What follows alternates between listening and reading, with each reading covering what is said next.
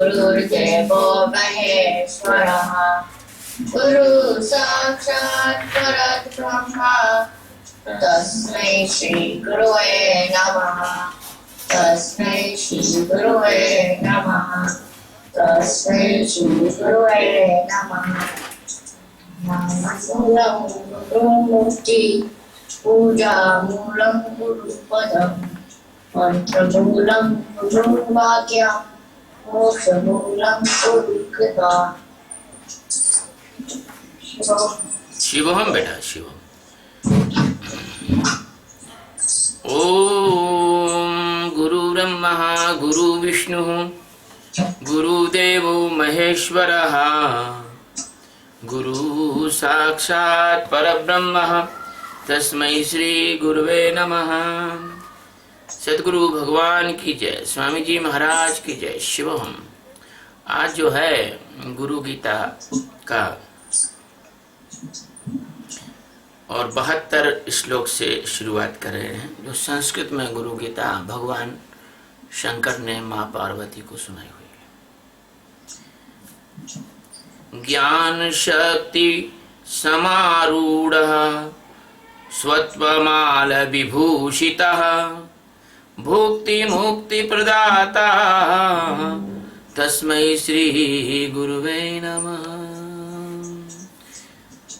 ज्ञान शक्ति पर विराजित 36 तत्व से दूर भुक्ति मुक्ति के प्रदाता करें अविद्या चूर। ये हिंदी में हमने इसका दोहा बनाया था इसी का। तो सदगुरु भगवान कैसे हैं, उनकी शक्ति क्या है? सदगुरु भगवान कैसे हैं और उनकी शक्ति क्या है? तो उनकी शक्ति ऐसी है कि वो ज्ञान शक्ति पर विराजे हुए, ज्ञान के ऊपर बैठे हुए हैं। तो जब भी तो कहते हैं ना ज्ञान हो जाए, मतलब गुरु महाराज का ज्ञान, मतलब ज्ञान होना है नहीं, गुरु महाराज को जान लेना। फिर ज्ञान की आवश्यकता भी नहीं रहती और अज्ञान की आवश्यकता नहीं रहती। ज्ञान से भी आदमी आगे निकल जाता है। आपको ज्ञान हो जाए कि भाई ये आपका जो है ये आपकी कार है और आपका घर है, तो फिर आपको ऐसा थोड़ी करना पड़ता है रोज रोज याद करो कि ये मेरी कार है, ये मेरा घर है, ये मेरी कार है, ये मेरा घर है। ऐसा थोड़ी करते हो आप। ऐसे जब ज्ञान हो जाता है, अपने को बोध हो जाता है कि मेरा नाम सरीन है, मेरा नाम विट्ठल है, बस। तो ये कहते मैं विट्ठल हूँ, मैं विट्ठल। याद करते हो कि मैं विट्ठल हूँ, मैं विट्ठल हूँ। ऐसे तो ज्ञान शक्ति पर विराजित भगवान सदगुरु ज्ञान की शक्ति पर बैठे हुए हैं और 36 तत्व की माला से अलंकृत।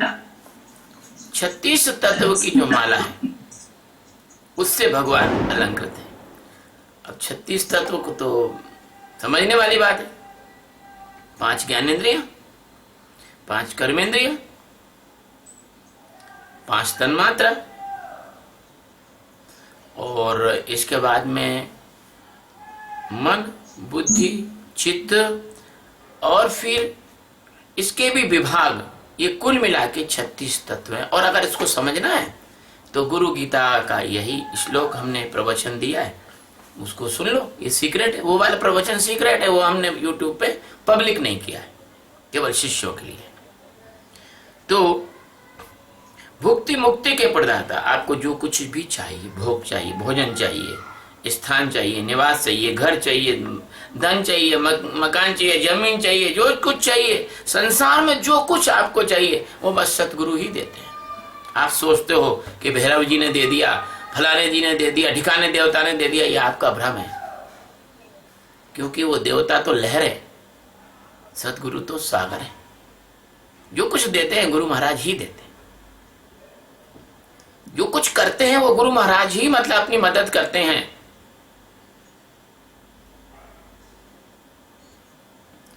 ज्ञान शक्ति पर विराजित 36 तत्व से दूर और भुक्ति मुक्ति के प्रदाता, मुक्ति भी वही देते हैं। अब भुक्ति का मतलब है कि तुम्हारा शरीर है, अब जीना तो तुम्हें पड़ेगा। जब तक तुम्हारी उम्र है तो कहते हैं कि भैया दुनिया में अगर आए हो तो जीना ही पड़ेगा, और जीवन है अगर जहर तो पीना ही पड़ेगा। मजबूरी है। जीवन चाहे अमृत हो चाहे जहर हो, उसको जीना तो पड़ेगा। तुम जिस रास्ते से जा रहे हो उस रास्ते में कांटे हो तो कांटों के रास्ते से पार तो निकलना पड़ेगा। ऐसा तो नहीं है कि तुम भगवान से कहोगे हे भगवान ये कांटे हट जाए या फूल इनकी जगह सब फूल लगा दो, तो तुम असंभव की मांग कर रहे हो। भाई जहां जिस रास्ते में जो चीज है वहां से तो निकलना पड़ेगा। और संसार तो ऐसा ही है। अगर संसार होता ऐसा नहीं होता तो कबीर साहब ये नहीं कहते, वो तो ये नहीं कहते कि ये संसार कांटों की बागड़ उलझ उलझ मर जाना है, रहना नहीं देश पिराना है। कबीर साहब तो कह देते ये संसार कांटे की बागड़ है और प्रार्थना करके फूल बन जाना है। कबीर साहब ये कह देते कि संसार तो कांटों की बागड़ है और प्रार्थना करो तो फूल बन जाना है। ऐसा नहीं है, वास्तविकता को स्वीकार करना पड़ेगा। जीवन महापुरुषों के भी जीवन उठा के देख लो, राम के जीवन उठाओ, कृष्ण के जीवन उठाओ, है ना। सारे जीवन में आपको आपके तो कुछ भी कष्ट नहीं है। कृष्ण तो 6 महीने के भी नहीं हुए कि पूतना आके मारने आ गई थी उनको। आपके तो कुछ भी कष्ट नहीं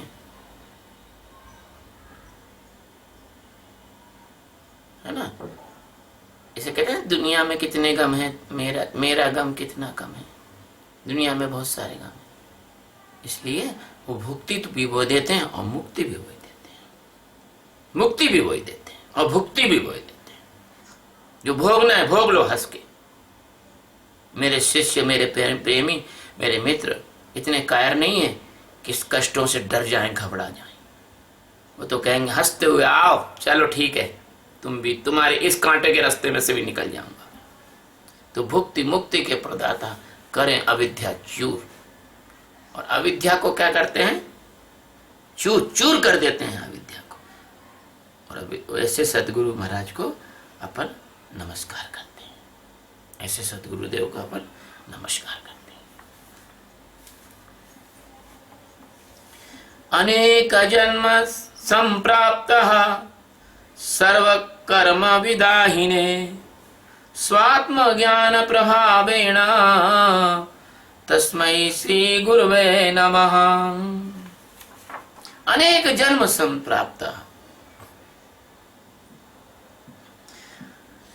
अनेक जन्म जब मनुष्य लेता है तब सदगुरु की उसको प्राप्ति होती है। एक ही जन्म नहीं होती, बड़ी मुश्किल से सदगुरु उसको मिलते हैं। अनेक जन्म संप्राप्त सर्व कर्म विदाहिने, और अनेक जन्मों से जो प्राप्त पाप पुण्य और दुष्कर्म सत्कर्म हैं, क्योंकि कोई भी कर्म रह गया तो फिर तुमको मुक्ति प्राप्त नहीं। कर्म बंधन से मुक्त होना है तो पुण्य और पाप दोनों ही छोड़ने पड़े। पाप यदि लोहे का बंधन है तो पुण्य सोने का बंधन है। आपको लगता है कि पुण्य यानी आप सोचते हो कि पुण्य कर्म यानी बड़ा अलंकार है, मतलब बहुत अच्छी चीज है।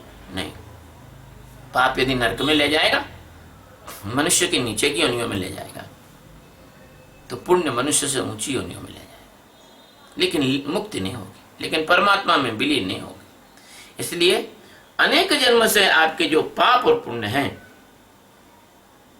ऐसे संचित कर्मों को भस्म करने वाले सदगुरु हैं, उनको हम नमस्कार करते हैं, उनको भस्म कर देते हैं गुरु महाराज। जब कभी हम दीक्षा देते हैं या कोई भी संत दीक्षा देखते हैं ब्रह्मवेत्ता, तो जब वो दीक्षा देते हैं तो तुम्हारे पुराने जन्म के जितने भी पाप हैं उसी क्षण नष्ट हो जाते हैं। हाथ में जल लेके समर्पण करते हो, उसी क्षण नष्ट हो जाते हैं वो पाप। तब हम कहते हैं कि भैया आगे कुछ गड़बड़ मत करना, अब इधर तक का तो हमने बैलेंस 0 कर दिया है, तुम्हारे कंप्यूटर में से सब वायरस निकाल दिए, तो अब तो कम से कम आगे जो ध्यान रखना वायरस वायरस ना आ पाए। ऐसा कर हमारे सदगुरु के प्रेम का जो है एंटी वायरस डाले रहो, नहीं आएंगे। तो अगला है न गुरुरधिकम तत्वं न गुरुरधिकम तपः तत्वं ज्ञानात् परम नास्ति तस्मै श्री गुरुवे नमः। बहुत ध्यान से सुनने की बात है। न गुरुरधिकम तत्वम, गुरु से बड़ा कोई तत्व नहीं है इस जगत में। जिसको आत्मज्ञान कहते हैं वो गुरु ही है। न गुरुर अधिकम अधिकम तत्वम, है ना।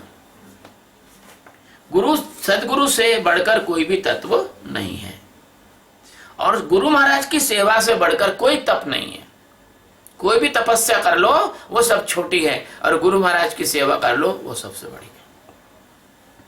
गुरु की सेवा करने से बढ़ के कोई तपस्या नहीं,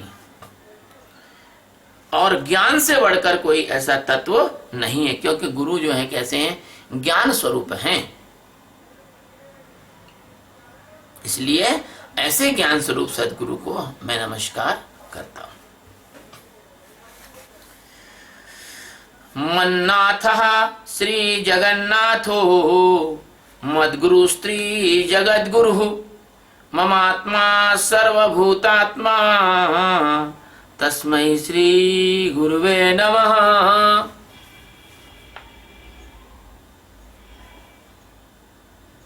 मेरे जो नाथ हैं, मेरे जो मालिक हैं, मेरे जो स्वामी हैं, मेरे जो सब कुछ है, वो जगत के नाथ हैं गुरु महाराज। वही जगत के नाथ हैं और मेरे नाथ हैं। मेरे गुरु तीनों जगत के गुरु हैं। तीन जगत, पाताल पृथ्वी और स्वर्ग, तीनों जगत के गुरु हैं मेरे गुरु। पाताल कौन? शरीर में रहना ये पाताल है, मन में रहना ये पृथ्वी है, और आत्म तत्व में जीना ये स्वर्ग है। मेरा आत्मा वो सर्वव्यापी है, इन सब में रहने वाला आत्मा है। वो ध्यान से सुनने का है। ये अनुभव कराने वाले, ये बताने वाले, ये जनाने वाले ऐसे सदगुरु को मैं नमस्कार करता हूं।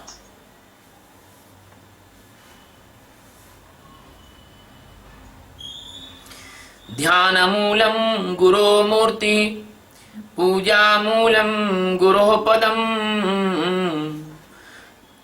मंत्र मूलम गुरुर्वाक्यम मोक्ष मूलम गुरु कृपा।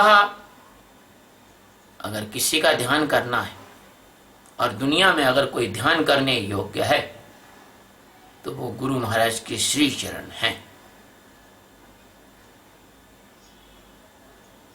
फिर दोहराता हूं, मुझे गुरु महाराज के चरणों का ध्यान आ गया। अगर ध्यान करना है और कुछ भी ध्यान करने योग्य इस दुनिया में है तो वो गुरु महाराज के श्री चरण हैं। तो सदगुरु भगवान के जो श्री चरण हैं वो एकमात्र ध्यान करने योग्य है, और कोई भी ध्यान किसी चीज की करने की जरूरत नहीं है। तुलसीदास जी कहते हैं, गुरु पद नख मणिगण ज्योति सुमिरत दिव्य दृष्टि ही होती। गुरु महाराज के चरणों का ध्यान करने से हमको दिव्य दृष्टि की प्राप्ति होती है। और कैसे कहते हैं कि श्री गुरु चरण सरोज रज निज मन मुकुर सुधार। भगवान श्री गुरु के चरणों की रज से हमारा मन रूपी दर्पण ब्रह्म ज्ञान से आलोकित हो जाता है। इसलिए कहते हैं ध्यान मूलम, मतलब ध्यान मूलम गुरु मूर्ति पूजा मूलम गुरु पदम। तो भगवान सदगुरु के जो चरण हैं उनका ध्यान करते हुए और भगवान गुरु की मूर्ति का ध्यान करते हुए, मूर्ति मतलब शरीर का, भगवान सदगुरु के शरीर का, भगवान सदगुरु के तत्व का, भगवान सदगुरु के ज्ञान का, भगवान सदगुरु की शिक्षा का, भगवान सदगुरु के द्वारा दिए गए प्रेम का, भगवान सदगुरु के द्वारा दी गई समझ का, भगवान सदगुरु के द्वारा दी गई युक्ति का, भगवान सदगुरु के दिए बताए गए ध्यान का, ये सब का अनुसरण करते हुए, इसका मतलब है ध्यान मूलम गुरु मूर्ति। इसका मतलब इन्हीं का आंख बंद करके गुरु महाराज का फोटो का ध्यान कर रहे हैं, इतनी सारी जो मैंने बातें बताई, वो क्या बता रहे हैं, किधर चला रहे हैं, क्या शिक्षा दे रहे हैं, कैसा प्रेम दे रहे हैं, किस प्रकार की समझ दे रहे हैं, कैसे ध्यान करना सिखा रहे हैं, कैसे साक्षी वगैरह सिखा रहे हैं, सब चीज का अपने को ध्यान रखना चाहिए। यह है ध्यान मूलम गुरु मूर्ति और पूजा मूलम गुरु पदम। किसी की पूजा करने की आवश्यकता नहीं है। गुरु महाराज के चरणों की यदि आपने पूजा कर ली तो गुरु महाराज की पूजा करने से 36 करोड़ देवी देवता की पूजा हो जाती है। मंत्र मूलम गुरु वाक्यम, गुरु का जो एक एक वाक्य है, एक एक शब्द है, वो बहुत कीमती है, मंत्र के समान। मोक्ष मूलम गुरु कृपा, और गुरु महाराज की कृपा हो जाए तो संसार की माया से आपकी मुक्ति हो जाए। अब देखो, मेरे गुरु महाराज कभी मुझे हंसाते भी थे, कुछ चुटकुला भी सुनाते थे, तो उसमें भी बड़ा गहरा राज रहा करता था। जब वो हम अभी पता लगता है, कभी कभी वो भगवान सदगुरु की बात याद आती है, वो चुटकुला भी याद आता है, तो जीव की मूर्ता का पता लगता है कि जीव कितना बेवकूफ है। ऐसे ऐसे चुटकुले उन्होंने सुनाए, ऐसे ऐसे छोटे छोटे दृष्टांत उन्होंने सुनाए। तो ये भगवान सदगुरु के मंत्र हैं। तो इसको अपन ने गुरु गीता, हिंदी की गुरु गीता में लिखा है अपन ने, वो अभी मेरे याद नहीं आ रहा। वैसे मंत्र से बड़े गुरु वाक्य हैं, मोक्ष मिले गुरु शरण। मंत्र से बड़े गुरु वाक्य हैं, मोक्ष मिले गुरु शरण। ये संसार में जो मंत्र देते हैं ना, ये कान में डाल के फुक करके, और ये मंत्र जपो, वो मंत्र जपो और ऐसे करो, ये मंत्र नहीं है। मंत्र ये है जो गुरु बताता है।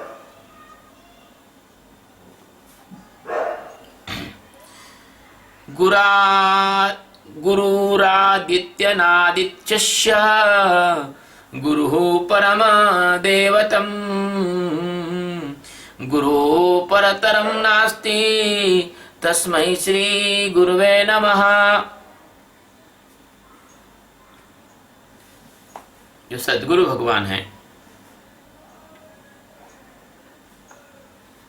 वो आदि हैं, उनके पहले कोई न हुआ न होगा। गुरु अनादि अनंत है, गुरु है परमात्म देव, गुरु से परे कुछ भी नहीं, जय जय सतगुरुदेव। ये हिंदी की गुरु गीता का वचन है, इसी का बनाया गया है। गुरु अनादि है, कभी उनका कोई आदि अंत नहीं जानता, है ना। गुरु परम देवता है, गुरु से बड़ा कोई देवता नहीं। अगर आप कहोगे भगवान शंकर, विष्णु और ब्रह्मा, ये गुरु से ये भी बड़े नहीं। आपको गुरु तत्व का पता ही नहीं है। गुरु तत्व कुछ अलग ही है। सच्चिदानंद परमात्मा, यह है गुरु तत्व, जो कभी आज तक किसी ने देह के रूप में नहीं देखा। जब ये लोग गए, पृथ्वी जब गई रावण के आतंक से परेशान होकर, तो आकाश में वाणी हुई थी, भगवान प्रकट नहीं हुए थे। विष्णु भगवान प्रकट हो सकते हैं, शिव हो सकते हैं, ब्रह्मा जी हो सकते हैं, लेकिन सच्चिदानंद परमात्मा तो कण कण में भरा है, कैसे क्या प्रकट होगा। अब बताओ, एक चींटी के घर में हाथी को भोजन का निमंत्रण हो जाए तो बेचारा हाथी कैसे घुसेगा वहां भोजन करने के लिए। चींटी के घर में हाथी को भोजन का निमंत्रण दे दो, अब हाथी घुसेगा कैसे चींटी के नीचे, जमीन के वाले घर में, छोटे वाले घर में, जो पेंसिल की नोक जैसा छेद है जिसमें। ऐसे सदगुरु परमात्मा अनादि अनंत है और परमात्मा देव है, उनसे बड़ा कोई देव नहीं है और उनसे परे कुछ भी नहीं है, क्योंकि वो सब जगह। तो उनसे परे किधर जाओगे? अजी रूठ कर तुम कहां जाइएगा, जहां जाइएगा हमें पाइएगा। तुम कहां जाओगे, है ना। ऐसे तुलसीदास जी कहते हैं, मेरो मन अनंत कहां सुख पावे, और जैसे उड़ जहाज को पंछी पुनि जहाज पे आवे। तुम जाओगे कहां? पूरा समुद्र में पानी पानी है, बीच में जहाज खड़ा है, उसी पे तुमको पक्षी को छोड़ दो, उड़ उड़ा के वहीं जहाज पे उसको आना पड़ेगा। बैठा ठहरेगा कहां, बैठेगा कहां। इसी तरह से सदगुरु ही एकमात्र है, इनसे परे कुछ भी नहीं है। और मैं भैया बहुत इस श्लोक के माध्यम से इसमें लिखा हुआ है ऐसे सदगुरुदेव को मैं नमस्कार करता हूँ। तो भैया मैं भी नमस्कार करता हूँ गुरु महाराज के चरणों में, मैं भी नमस्कार करता हूँ। और ये आपका बड़ा अपना बड़ा सौभाग्य है कि कम से कम इस बहाने गुरु महाराज के चरणों में नमस्कार अपन करते ही रहें, ये इस प्रवचन के बहाने। सप्त सागर पर्यंतः तीर्थ स्नादिकं फलम् गुरोरंगधिपायो बिंदु सहस्रांशेन दुर्लभम। सप्त सागर पर्यंत, सातों सागर तक, उसके आसपास और कहीं पर भी सागरों के किनारे या उनकी पृथ्वी पर जितने भी तीर्थ हैं, उन तीर्थों में स्नान का जो फल मिलता है, वह फल श्री गुरु महाराज के चरणों तक यानी पैरों को धोने से एक बिंदु के 1000वें भाग में सुलभ है। एक बिंदु के 1000 टुकड़े कर दो और वो 1000वां टुकड़ा अगर आप अपने जिह्वा पे ग्रहण कर लो तो इतने सारे तीर्थों का फल आपको मिल जाएगा। एक बड़ी रोचक कथा है। मैं ना भगवान सदगुरु के पास गया तो मैंने ये सब पढ़ रखे थे, तो गुरु महाराज के चरणों को धोके में जल तो पीता ही था। एक दिन गुरुजी नहा रहे थे, तो ऊपर के मंजिल में नहा रहे थे, नीचे जो है वो बम्बई से पानी आता था, मतलब उससे पाइप था नाली का। तो मैं चुपचाप से मैंने एस्टीमेट जमा लिया, गुरुजी अब नहाने जा रहे हैं, बाल्टी रख दी, सब कर ली। अब मैं चुपचाप से गया और वो जहाँ गुरु महाराज नहाने के बाद पानी गिरने वाला था, वहां चुपचाप से खड़ा हो गया नीचे जाके। अब गुरु महाराज सर्वज्ञ, वो तो सब जानते थे। तो गुरु महाराज ने झुक के कहा क्या करो? बोले मैं यहाँ पे आप नहा रहे हो, आपके शरीर में से जो पानी आएगा वो मेरे उसमें मैं नहाऊंगा। भाग जाओ, ऊपर भाग जाओ।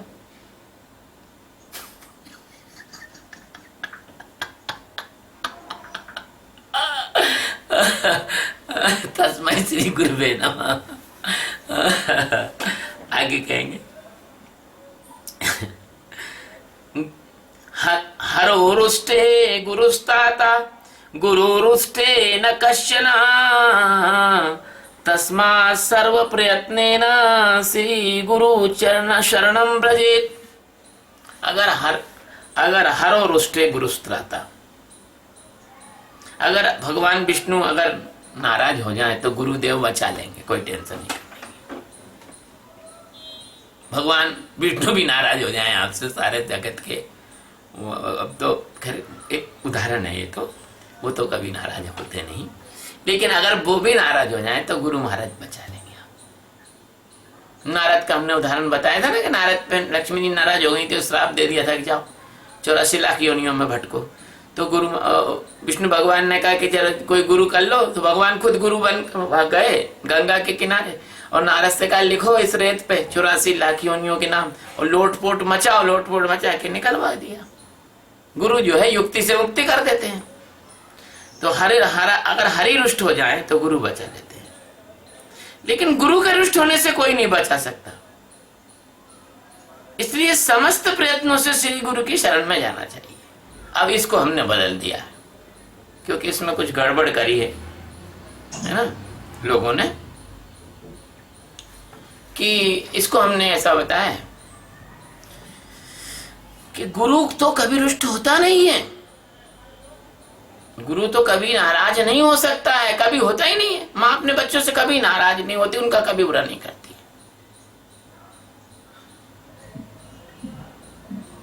है ना। वो याद नहीं आ रहा, लेकिन वो है कि गुरु कभी नाराज नहीं होते, गुरु गीता में है। इसलिए गुरु महाराज के चरणों की अपन वंदना, कभी भी नाराज नहीं होते, कभी नहीं, सोचना ही नहीं, कभी भूल के भी मत सोचना, गुरु कभी नाराज नहीं होते, कभी नहीं, कुछ भी हो जाए, है ना। सत्य बोल, कौन सा दुआ है बेटा? गुरु गीता निकाल लो जरा सी जी। कौन सा दुआ है? शिव रूठे गुरु रक्षा करे, चाहे रूठे ब्रह्म महादेव, सतगुरु तो रूठे नहीं, परम कृपालु गुरुदेव। ऐसा है। माइक बंद कर।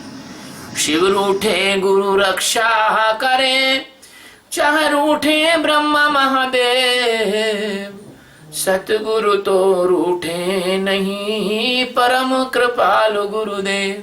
गुरु महाराज कभी रूठते नहीं है। मेरे सदगुरु के चरणों में मैं अनंत कोटि प्रणाम करता हूं। वो आज भी नहीं है, मेरे को आज भी मतलब साथ देते हैं। मैं प्रवचन भी देता हूं तो वे आके मेरा साथ देते हैं।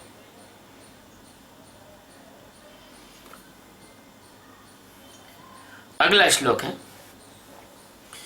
गुरुरेव जगत सर्वं ब्रह्म विष्णु शिवात्मकम्,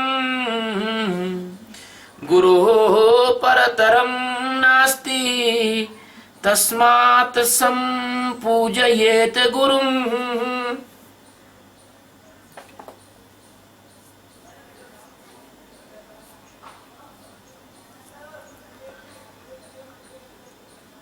ऐसा है कि गुरु महाराज जो हैं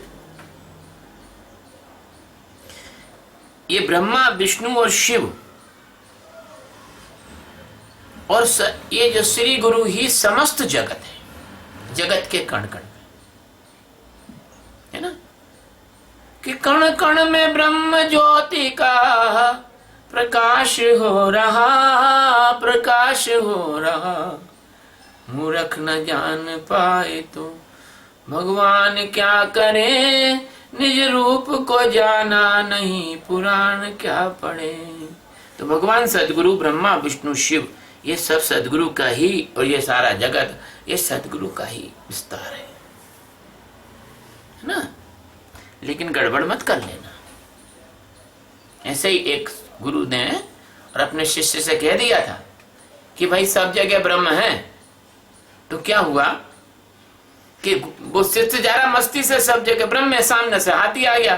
तो बोले हाथी में भी ब्रह्म है, क्या टेंशन की बात है। हाथी ने सूंड से पकड़ के जो फेंका सड़क के किनारे, तो हाथ पांव छुल गए। तो गुरु महाराज से आके कहा, अरे भगवान आपने तो कहा था सब जगह ब्रह्म है, वो हाथी ने हमको फेंक दिया, देखो हमारे घोटू मोटू सब छुल गए। तो उसने कहा महाराज जी सब जगह ब्रह्म है, वो ऊपर हाथी का ऊपर जो महावज बैठा था उसने आपसे मना किया था कि हट जाओ हट जाओ, आप हटे नहीं, उसमें भी तो ब्रह्म था। तो ऐसा है ये जगत जो है वो गुरु महाराज का विस्तार है। लेकिन वो ध्यान से चलना पड़ेगा भैया, ये नहीं कि तुम तो नशे में चूर हो जाओ इसी शब्द के नशे में, है ना। तो गुरु से परे कुछ भी नहीं है, इसलिए सत्श्री गुरु का पूजन करना चाहिए।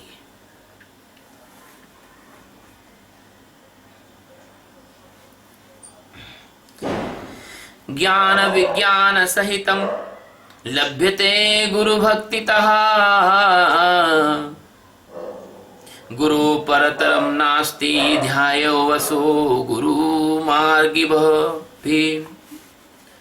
देखिए श्री गुरु की जो भक्ति है उससे ज्ञान और विज्ञान ये प्राप्त होता है। गुरु महाराज की भक्ति से ज्ञान और विज्ञान प्राप्त होता है। ये आत्मा को सीधा सीधा जान लेना ये तो है ज्ञान,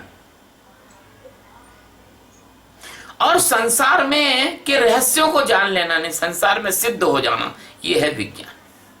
हमारे पास एक सिद्ध पुरुष है, अभी भक्तों के बीच में ही है, वो सिद्ध पुरुष है हमारे पास एक। तो गुरुदेव से श्रेष्ठ कुछ भी नहीं है।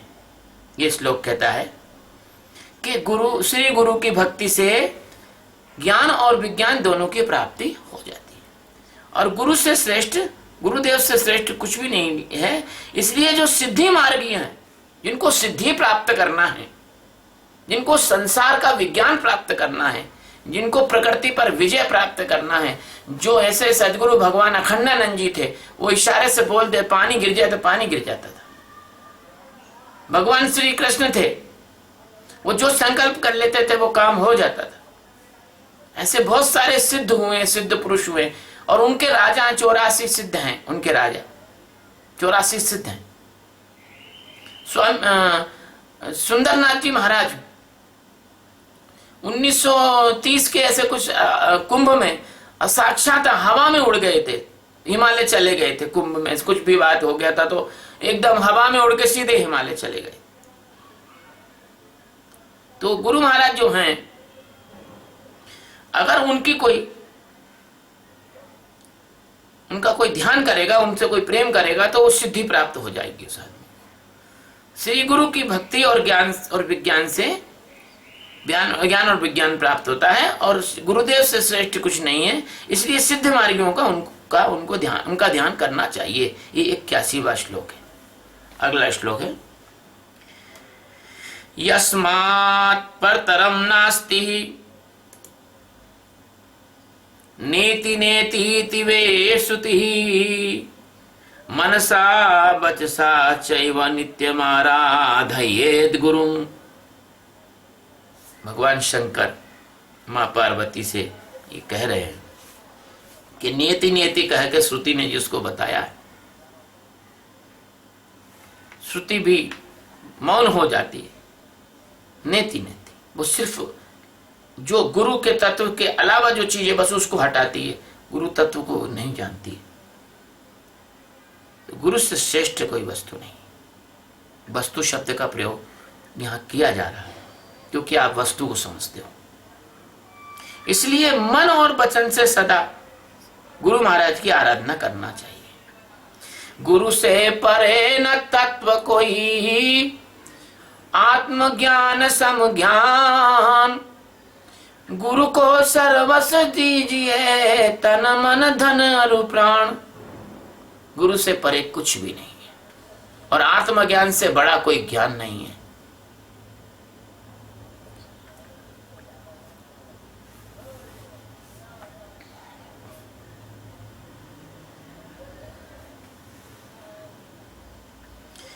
गुरु कृपा प्रसादेन ब्रह्म विष्णु सदा शिवः। गुरु कृपा प्रसादेन ब्रह्म विष्णु सदा शिवः। समर्थः प्रभवादो च केवलं गुरु सेवयः।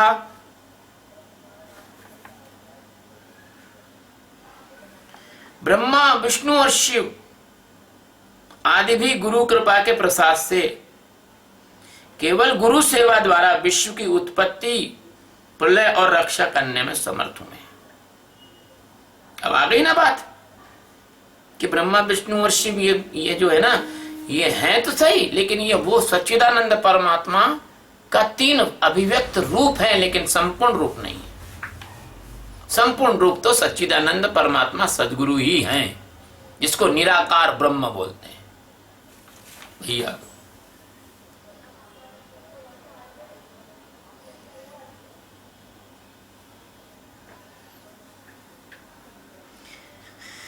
देव किन्नर गंधर्वा पितरो यक्ष चारणः। मुनियो अपि न जानन्ति गुरु शुशेषणे विधे। गुरु शुशेषणे विधिम। चाहे कोई देवता हो या किन्नर हो या गंधर्व हो या पितर हो या यक्ष हो या चारण हो, ये मनुष्य के जन्म के ऊपर की चीजें हैं। मनुष्य योनि के ऊपर के हैं ये लोग। आप सोचते होंगे कि मनुष्य योनि हाकरी नहीं, मनुष्य के नीचे की नरक योनि है, मनुष्य के ऊपर की स्वर्ग योनि है। तो देव, पितर, किन्नर, गंधर्व, यक्ष, चारण और मुनिजन ये भी गुरु की सेवा की विधि नहीं जानते हैं। ये गुरु गीता कह रही है, अपन क्या जानेंगे गुरु की सेवा कैसे की जाती है, यही नहीं जानते। बोलो, उस गुरु की बात हो रही है जो सच्चिदानंद परमात्मा निराकार ब्रह्म है। उसकी सेवा कैसे की जाए, उसको कैसे भोजन कराएगा, कैसे उसके पैर धोगे, जिसके सब जगह तो सभी जगह पैर है और सभी जगह माथा है। कहाँ तो पैर ढूंढोगे, कहाँ माथा ढूंढोगे। तो ऐसे सदगुरु भगवान की सेवा ये भी नहीं जानते हैं। एक छोटी सी बात मुझे याद आ गई, और मेरी माँ एक गीत गाया करती थी कि अगर मैं जल चढ़ाती हूं तो वो मछली का झूठा है। चढ़ाऊं क्या तुम्हें भगवन के तुम सर्वत्र व्यापी हो। अगर मैं फल चढ़ाती हूं तो वो कीटों से आया है। कीट परागण करते हैं जब फल बनता है, कीट आते हैं ना, परागण लेके आते हैं। तो कहने का तात्पर्य है कि उस सच्चिदानंद परमात्मा की पूजा की विधि ये देवता और किन्नर और गंधर्व वही अच्छे नहीं जानते। भाई साहब ढंग से बैठो, गंभीरता से सुनो, है ना, एकदम स्थिर होकर बैठो।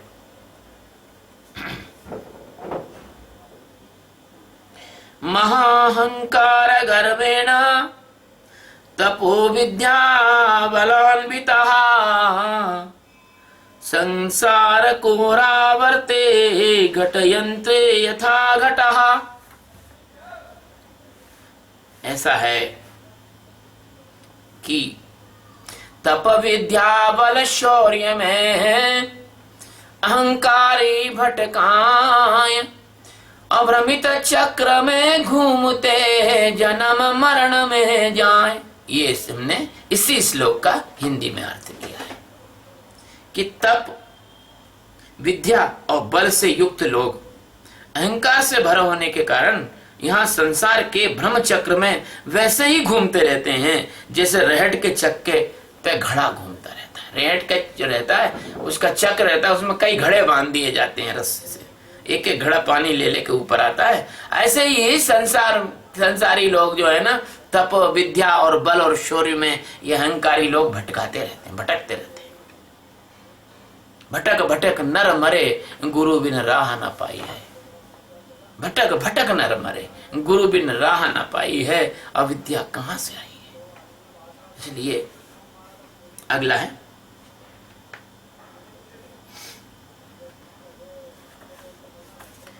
एट्टी 86 है। न मुक्ता देव गंधर्वः पितरो यक्ष किन्नरः ऋषयः सर्वसिद्धाश्च गुरु सेवा परान्मुखः। यदि कोई देवता हो या गंधर्व हो या पितर हो या यक्ष हो या किन्नर हो या ऋषि हो या सब रूप से सिद्ध हो, यदि गुरु की सेवा से अगर विमुख हो गया तो सब कुछ बेकार हो जाएगा, सब कुछ बेकार हो जाएगा।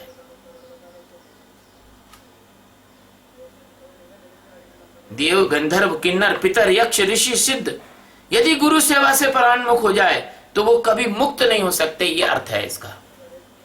भगवान शंकर ने पार्वती को बताया, गुरु सेवा से विमुख यदि कभी न पावे सिद्धि। हिंदी में हमने लिखा है गुरु सेवा से विमुख यदि कभी न पावे सिद्धि। ध्यानम शृणु महादेवी सर्वानंद प्रदायकम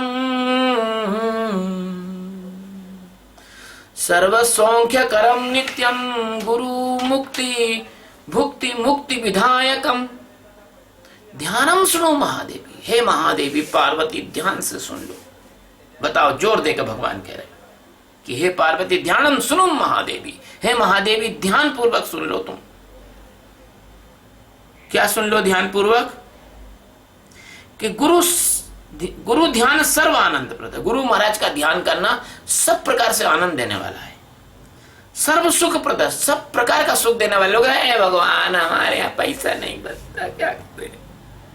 अरे मूर्खो, सदगुरु से तो प्रेम करते नहीं हो, सदगुरु को दान दक्षिणा देते नहीं हो, सब दान दक्षिणा सब पैसा अपने घर में खर्च कर देते हो। कभी तुम्हारे ये सब मन में भाव नहीं आया कि यार गुरु हमारा क्या खा रहा होगा, क्या पी रहा होगा, क्या पहन रहा होगा, क्या उड़ रहा होगा? कभी गुरु को देने का भाव नहीं आया अंदर से, तो तुमको कैसे पैसा बचेगा तुम्हारे यहाँ, और कैसे तुम्हारा काम चलेगा? तो ऐसे गुरु जो है सब सुख देते हैं। ऐसा नहीं है कि तुमको कोई किसी प्रकार का सुख की कमी आ जाए, अरे गुरु से सच्चे हृदय से प्यार करो, सच्चे हृदय से गुरु की सेवा करो, सच्चे हृदय से गुरु महाराज का ध्यान रखो। मेरे गुरुदेव कहा करते थे कि जैसी प्रीति कुटुंब में है, अरे ऐसी ही गुरु में होए। कह कबीर दास का बाल न माँ का होए। जैसे अपने घर वालों में प्रीति है, अपना बच्चा बीमार हो जाता है तो हो अपन कहीं से कर्जा भी लेके आते हैं, बच्चे का इलाज करवाते हैं। अपने घर में कोई परेशानी आ जाती है, कोई मुकदमा कुछ चक्कर हो जाता है, अपन कुछ भी करते हैं। अपने माता पिता को कुछ हो जाए तो अपन उनको ले लेके दौड़ते हैं। ऐसे ही जैसे प्यार तुम अपने घर वालों से करते हो, ऐसा प्यार कभी गुरु महाराज से भी कर लो तो तुम्हारी दुनिया की कोई ताकत तुम्हारा बाल भी बांका नहीं कर सकती है। धन्य है वो जो लोग जो अपने गुरु महाराज की सेवा में कुछ न कुछ हमेशा प्रस्तुत करते रहते हैं, गुरु का ध्यान करते रहते हैं। ऐसे लोग अवश्य ही तरेंगे, अवश्य ही तरेंगे। तो सर्व सुख प्रद भोग मोक्ष प्रदान करने वाला है गुरु महाराज का जो ध्यान है। वो कैसा है? सर्व आनंद प्रद, सब आनंद देने वाला है, सब प्रकार के सुख देने वाला है, सब प्रकार के भोग देने वाला है और सब प्रकार और मोक्ष प्रदान करने वाला है। भोग करते हुए भी मोक्ष प्राप्त हो जाओगे, क्योंकि सदगुरु के शिष्य हो ना। अब देखो एक उदाहरण बताओ। भगवान राम ने बाली को मारा, भगवान राम ने बाली को मारा और ये कहा कि तुमने अपनी छोटे भाई की पत्नी तारा को रखा इसलिए हम तुमको मार रहे। और जब बाली मर गया तो वही तारा को सुग्रीव ने रखा पत्नी बना के। क्यों भैया? इसका प्रश्न उठ जाएगा। संसारी लोग तो कहेंगे यार ये तो गलत बात है, वो फिर तो सुग्रीव भी पापी था। नहीं, वो गुरु महाराज का शिष्य हो गया, इसलिए गुरु महाराज सब प्रकार से भोग मुक्ति और भोग और योग सब कुछ देते हैं। ये बात मुझे कहना नहीं था लेकिन मैंने बता दिया आपको। वाल्मीकि रामायण उठा के पढ़ लो, स्पष्ट रूप से लिखा हुआ है। वाल्मीकि रामायण का जो किष्किंधा कांड है उसमें सब स्पष्ट रूप से लिखा हुआ है। तो हे महादेवी सुनो, गुरु का ध्यान करने से सर्व आनंद, सर्व सुखप्रद भोग और मोक्ष ये सब प्रदान करने वाला है।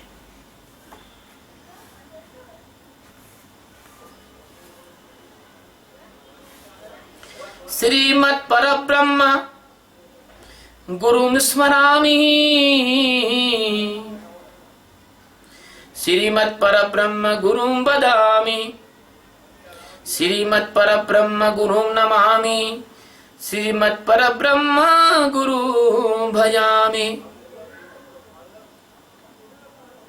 मैं इस बात को स्पष्ट करना चाहता हूं कि सारा जगत मिथ्या है और जो कुछ भी इस जगत में होता है सब स्वप्न मात्र है। इसलिए जो भगवान राम ने और अपने भक्तों को, शिष्यों को जो भी सुख दिए, वन के फल दिए, अच्छे रहने के निवास दिए, अच्छे वस्त्र आभूषण दिए, अच्छे प्रेम से आनंद दिया, अपना सब कुछ दिया, वो सब जगत का खेल है बाबा। इसमें तर्क वितर्क के बारे में मत सोचना, कभी मन में ऐसा नहीं लाना कि क्या गलत है क्या सच है। सदगुरु जो कह दें बस वो सही है, सदगुरु कर दे वो सच है। इसलिए जो उन्होंने किया वो ठीक किया, जो कुछ किया वो ठीक किया। अपन अपनी क्या ताकत है कि अपन ऐसा महापुरुषों के कार्य सब दिव्य होते हैं, महापुरुषों के कार्य सब दिव्य होते हैं। भगवान कृष्ण ने और दुष्टों को युक्ति से, छल से, कपट से खूब मारा उनको।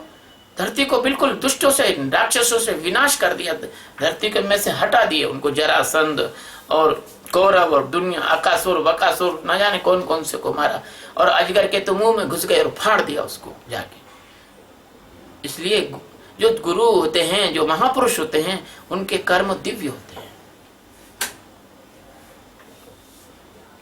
श्रीमत् परब्रह्म गुरु स्मरामि। अब देखो ये आया श्रीमत् परब्रह्म।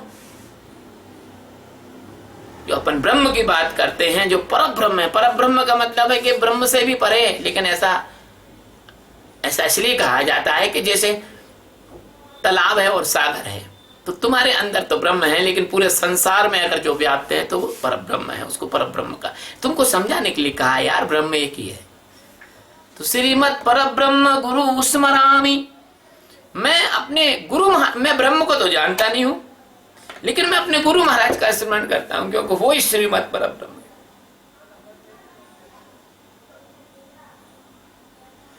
श्रीमद पर ब्रह्म गुरु स्मरामि, श्रीमद पर ब्रह्म गुरु बदामि, मैं अपने सदगुरु की ही बात करता हूं, मैं सदगुरु का ही गुणानुवाद गाता हूं, मैं सदगुरु की ही प्रशंसा करता हूं, मैं सदगुरु की ही तारीफ करता हूं, मैं सदगुरु के ही, सदगुरु का काम करने के लिए ही बोलता हूं। श्रीमद पर ब्रह्म गुरु बदामि, श्रीमद पर ब्रह्म गुरु नमामि, और मेरे सदगुरु भगवान को ही मैं प्रणाम करता रहता हूं। बार बार वंदना, हजार बार वंदना, मेरे सतगुरुदेव को बार बार वंदना, बार बार गुरु महाराज को प्रणाम करता हूं। अब मेरे को याद आता है, मेरे गुरु महाराज के पास में रहता था, तो उधर गुरु महाराज रहते थे, इधर की कुटिया में हम भक्त लोग रहते थे। तो जब भी गुरु महाराज बाहर निकलते तो धड़ाक से उनके चरणों में गिर जाते थे। दिन में कम से कम 20-30 बार भगवान सदगुरु को प्रणाम कर लेते थे। फिर क्या हुआ कि गर्मी के दिन रहे, गुरु महाराज तो बाहर नहीं सोते थे, गुरु महाराज तो कुटिया में सोते थे, और हम बाहर जो है वो बरांडा टाइप में था, एक छत टाइप थी, वहां सोते थे। अब गुरु महाराज निकले रात में, लघु शंकर वगैरह के लिए, तो जैसे ही गुरु महाराज दरवाजा खोलते, जैसे धड़ाक से इस तरह से उठ के गुरु महाराज को सबसे पहले प्रणाम कर लेता है दरवाजे के बाहर निकलते। गुरु महाराज ने कहा बेटा सो जाया करो, रात में प्रणाम काहे को उठते हो? मैंने नहीं गुरु महाराज। तो गुरु महाराज ने क्या युक्ति लगाई कि वो जो दरवाजा था उसमें गुरु महाराज ने तेल वेल डलवा दिया, ग्रीस व्रीस लगवा दी, ताकि वो बजे नहीं दरवाजा, तो मैं उठूं नहीं। अब फिर गुरु महाराज निकले तो फिर उठा और फिर प्रणाम किया, सत्य बोध। तो मतलब आंख खोल के बैठो यूं। तो फिर गुरु महाराज निकले तो फिर प्रणाम कर लिया। तो गुरु महाराज के गजब करते हो, हमने ग्रीस लगा दिया, आवाज नहीं हुई, तुमको कैसे पता लगे? मैंने गुरु महाराज आपके पैरों में ग्रीस थोड़ी लग सकती है, आपके पैर की आवाज जो जमीन में आप पैर रखते हो वो मेरे कान सुन लेते हैं। रजाई छोड़ के भग के प्रणाम कर। तो ऐसे सदगुरु से जब बहुत सूक्ष्मता से प्रेम हो जाता है, तो अगर तुम्हें में प्रेम हो जाए तो इंदौर की आवाज तुमको दिल्ली में आ जाए। मैं इंदौर में मेरे पैर की आवाज तुमको दिल्ली में आ जाएगी। और मेरे सदगुरु मेरे से कितने, मतलब जो ये समझो सदगुरु की आवाज हजारों मील से मेरे अंदर आ जाती है। तो इसलिए कहते हैं कि श्रीमद परब्रह्म गुरु नमामि और श्रीमद परब्रह्म गुरु भजामि। और मैं अपने गुरु का ही भजन करता हूं।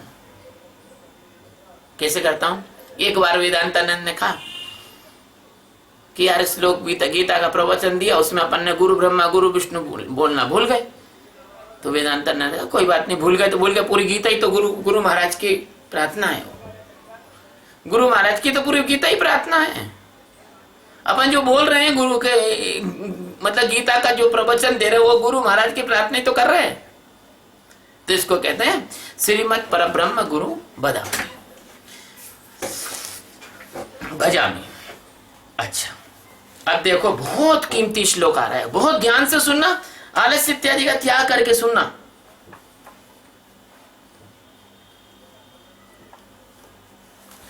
इसका शाब्दिक अर्थ तो बता दूं अभी तुम्हें, जो मतलब वास्तविक में लिखा है किसी ने। श्रीमद परब्रह्म गुरु का मैं स्मरण करता हूं, श्रीमद परब्रह्म गुरु का मैं स्तवन करता हूं, श्रीमद परब्रह्म गुरु को मैं नमन करता हूं, श्रीमद परब्रह्म गुरु की मैं काया वाचा मन और कर्म से सेवा आराधना करता हूं। अब बहुत कीमती श्लोक है, और वैसे तो सभी कीमती है, लेकिन ये थोड़ा सा अपने को जरा ज्यादा परिचित है ना अपने इस श्लोक से। ब्रह्मानंदम परम सुखदम केवलम ज्ञानमूर्तिम। ब्रह्मानंदम परम सुखदम केवलम ज्ञानमूर्तिम। द्वंद्वातीतं गगन सदसम तत्वमस्यादिलक्ष्यम्। द्वंद्वातीतं गगन सदृशम तत्वमस्यादिलक्ष्यम्। एकं नित्यं विमलमचलं सर्वधी साक्षिहुतम्। एकं नित्यं विमलमचलं सर्वधी साक्षीभूतम्। भावातीतं त्रिगुणरहितं सद्गुरुं तं नमामि।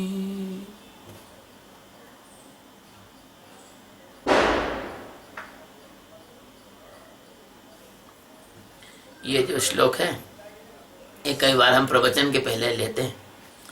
ये बहुत कीमती श्लोक है। क्या कह रहा है श्लोक? ब्रह्मानंद रूप, परम सुखदम, परम सुख के दाता, केवलम ज्ञान मूर्ति, केवल ज्ञान के रूप है। सुख दुखादि द्वंद्वों से रहित हैं, सुख दुख द्वंद्वों से परे, गुरु आकाश समान, तत्वमसी के लक्ष्य है नित्य विमल भगवान। तो कैसे हैं सदगुरु? कि सुख दुख आदि द्वंद्वों से परे हैं और आकाश के समान है, ये बोल रहा है। तत्वमसी आदि वाक्यों के लक्ष्य हैं, एक नित्य है, विमल है, निश्चल है, सर्व प्राणियों की बुद्धि के साक्षी हैं, भावातीत हैं, गुणों से, तीनों गुणों से रहित हैं। ऐसे सतगुरु को मैं प्रणाम करता हूं। जग मरा के करना पड़ेगा,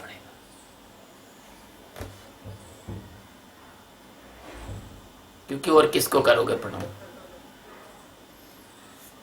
और क्या बकरे के पैर को प्रणाम करने जाओगे क्या?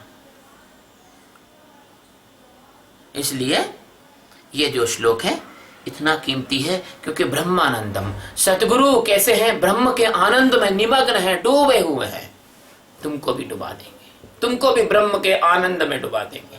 ब्रह्मानंदम परम सुखदम, सदगुरु के पास बैठने और सदगुरु से प्यार करने और सदगुरु के साथ रहने से बड़ा दुनिया में कोई सुख नहीं है। मैं ये गुरु का पद छोड़ सकता हूं, तुम सबको छोड़ सकता हो, अपने गुरु को कभी नहीं छोड़ सकता। मैं दुनिया को छोड़ के चुपचाप अपने गुरु के चरणों में जाके गिर सकता हूं और कभी दुनिया में वापस लौट के ना आऊं, क्योंकि गुरु से बड़ा कोई सुख करने वाला व्यक्ति नहीं है। इसी तरह तुम भी मेरे प्रति उसको समझो कि ब्रह्मानंदम परम सुखदम, गुरु के साथ रहने का जो सुख है वो दुनिया में कहीं भी नहीं है, उससे बराबर कोई सुख नहीं है। और गुरु कैसे हैं? केवलम ज्ञान मूर्ति, गुरु पूरा का पूरा ज्ञान की मूर्ति है। उनके पास बैठोगे ना तो उनके शरीर से निकलने वाली किरण, उनकी सांस प्रश्वास, उनके शब्द, उनके साथ रहने से मात्र से तुम ज्ञान को प्राप्त कर सकते हो। तुमको कुछ भी नहीं करना पड़े, ध्यान करना पड़े ना, साक्षी करना पड़े ना, कुछ भी नहीं करना पड़े। गुरु के पास बैठे रहो और गुरु की सेवा में लगे रहो तो उससे भी परमात्मा प्राप्त हो जाए। और द्वंद्वातीतम गगन सदृशम, तो द्वंद्व तो होता ही नहीं ना। हमने बताया, गीता के श्लोक में बताया, ज्ञान प्राप्त होने के बाद द्वंद्व मंद तो होते ही नहीं है। और गगन सदृशम, गुरु कैसे हैं? आकाश के समान है। आकाश को आप काट नहीं सकते, आकाश को आप की मूर्ति नहीं बना सकते, कुछ नहीं कर सकते। गुरु आकाश के समान है। और तत्वमसी के लक्ष्य है। तत्व आदि जो तत्वम असि, तुम ही परमात्मा हो, इसका लक्ष्य तो सदगुरु है। सदगुरु के ना तो यह प्राप्त होता नहीं। नित्य विमल भगवान, और भगवान कैसे सदगुरु हैं? नित्य है, निरंतर है, और उनमें कोई मल नहीं है और अचल है, और सब में रहकर सबको जानने वाले हैं। सब में रहकर सबको जानने वाले। कभी कभी हम कुछ बोलते हैं तो हमारे भक्त बोलते हैं, गुरुजी मैं यही तो बोलने वाला था। मैं यही तो बोलना, यही तो सोच रहा था, इसी का तो यही तो प्रश्न मेरे अंदर आया था। भोजन करा हमने कल, सरीन से बात हुई, सरीन ने कहा गुरुजी हमारे तो ऐसा भोजन इतने समय हुआ, तो मैंने कहा देखो तुमने किया, फिर हम भी इतने समय कर रहे हैं, क्योंकि सब वो जो है एक दूसरे से जुड़ा हुआ है, सबको जानते हैं, अंदर तक जानते हैं, अंदर तक जानते हैं। कई बार वेदांतानंद बोलता है गुरुजी मैं यही तो मैं बोलने वाला था, आपने बोल दिया, यही तो मैं पूछ रहा था। तो तब तुम तो कैसे हैं वो सर्वधि साक्षी उत्तम, सबकी बुद्धि को जानते हैं, भावातीतम, समस्त भाव जो होते हैं दुनिया के उससे अतीत है, उन्हीं में उसी से भक्ति आती है, उन्हीं से प्रेम आता है, उन्हीं से ज्ञान आता है, उन्हीं से सब आता है। त्रिगुण रहतम, सतोगुण रजोगुण तमोगुण, इनसे वो अलग है। सदगुरु तम नमः। ऐसे गुरु महाराज को मैं नमस्कार करता हूँ। अब 2 श्लोक है आज के बचे हुए, धैर्य रखो, हम समझते हैं कि तुम अकुला गए होगे। नित्यम शुद्धम निराभासम निराकारम निरंजनम नित्य बोधम चिदानंदम गुरु ब्रह्म नमाम्यहम। भगवान कैसे हैं? नित्यम शुद्धम। गुरु महाराज को शुद्ध मुद्ध करने की जरूरत नहीं, वो तो नित्य शुद्ध हैं। सदगुरु कैसे हैं?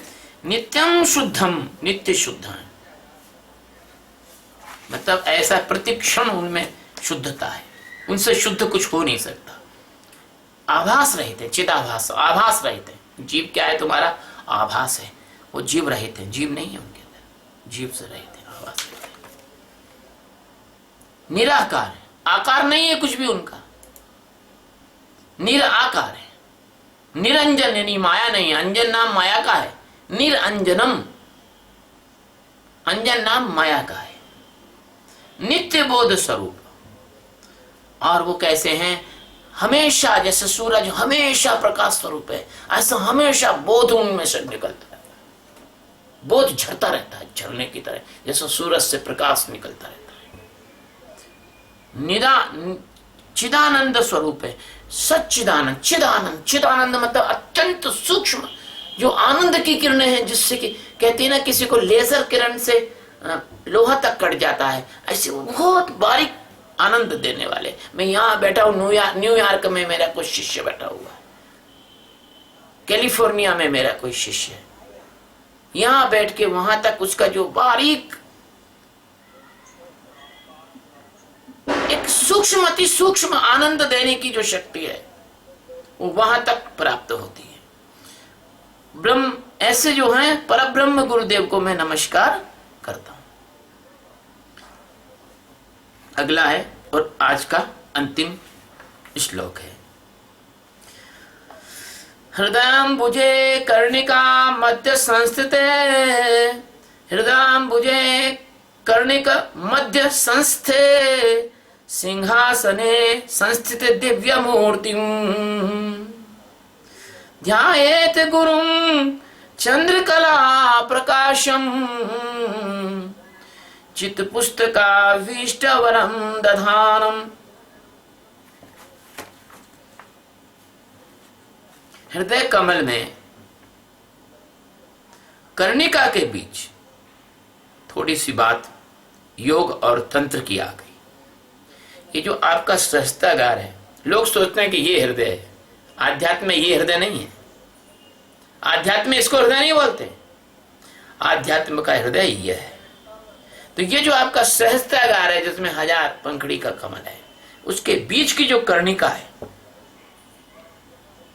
जैसे कमल के बीच में कर्णिका होती है ना, उसके बीच के में जो सिंहासन है उस पर विराजमान भगवान सदगुरु बैठे हुए हैं। चंद्रकला के समान उनका प्रकाश है, जैसे चंद्रमा की चांदनी होती है ऐसे शुभ्र उनका प्रकाश है। एक हाथ में ज्ञान रूपी पुस्तक है और दूसरे हाथ में वरदान करने वाला हाथ बर मुद्रा है, आशीर्वाद देने वाला है।